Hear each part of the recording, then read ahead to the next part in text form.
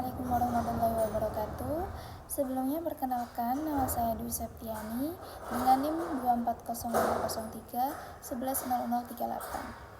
Nah, baik, di sini saya akan sedikit mengulas mengenai materi pengembangan dan pelatihan pada mata kuliah sumber daya manusia. Nah, jadi kita akan membahas mengenai apa, siapa, di mana, kapan, dan bagaimana pelatihan dan pengembangan tersebut dilakukan.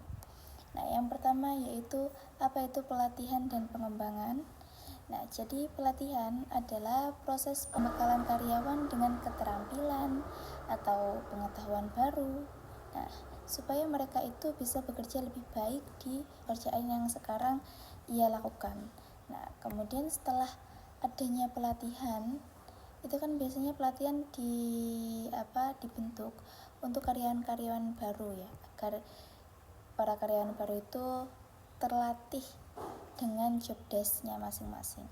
Nah, setelah adanya pelatihan kemudian dilakukanlah pengembangan. Pengembangan ini biasanya dilakukan oleh karyawan lama. Jadi semisal dari jabatan yang bawah kemudian mau naik ke atas, nah itu perlunya pengembangan ini. Nah, jadi pengembangan itu lebih ke arah jangka panjang.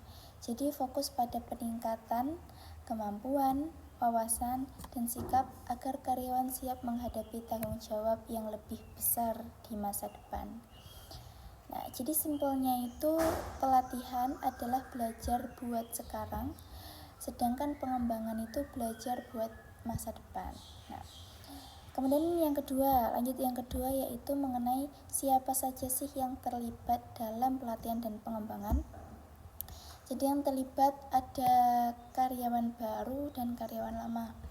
Nah, karyawan baru itu biasanya ikut orientasi atau training dasar.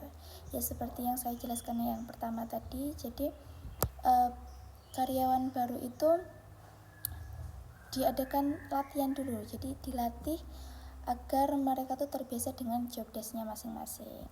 Nah, kemudian karyawan lama untuk meningkatkan keterampilan mereka masing-masing, baik itu soft skill maupun hard skill, seperti itu. Kemudian yang ketiga ada kapan sih pelatihan dan pengembangan tersebut dilakukan.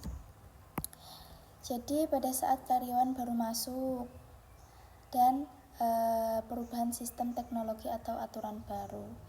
Jadi semisal ada aturan atau sistem baru, kan belum tahu ya para karyawan itu bagaimana pekerjaannya, harus ngapain aja. Nah, dari situlah diadakannya yang namanya pelatihan tersebut.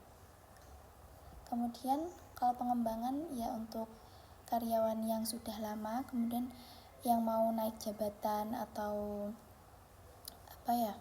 mau naik jabatan itu diadakannya pengembangan. Kemudian yang keempat, di mana sih biasanya pelatihan dan pengembangan itu dilakukan. Nah, jadi ada 3 teman-teman. Yang pertama ada di dalam perusahaan atau in-house training. Contohnya ada di ruang meeting, kelas, atau workshop. Kemudian ada di luar perusahaan atau external training.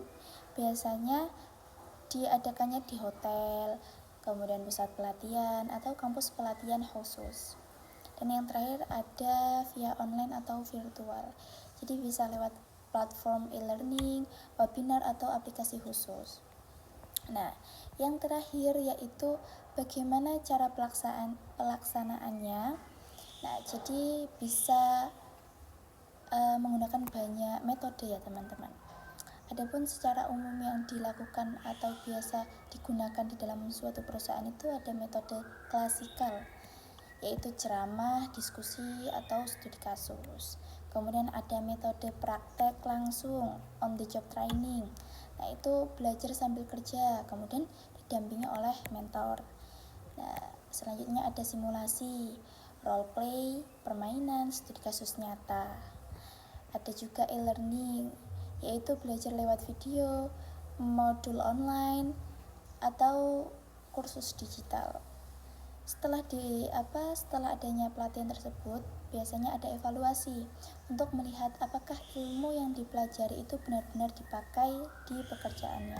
Nah, seperti itu. Jadi teman-teman, kesimpulannya yaitu pelatihan dan pengembangan itu ibarat investasi manusia di suatu perusahaan. Dengan program itu, karyawan bisa lebih baik dalam bekerjanya, lebih percaya diri, dan siap menghadapi tantangan di masa depan. Mungkin cukup sekian dari saya, kurang lebihnya saya mohon maaf. Bil taufiq wal hidayah. Wassalamualaikum warahmatullahi wabarakatuh.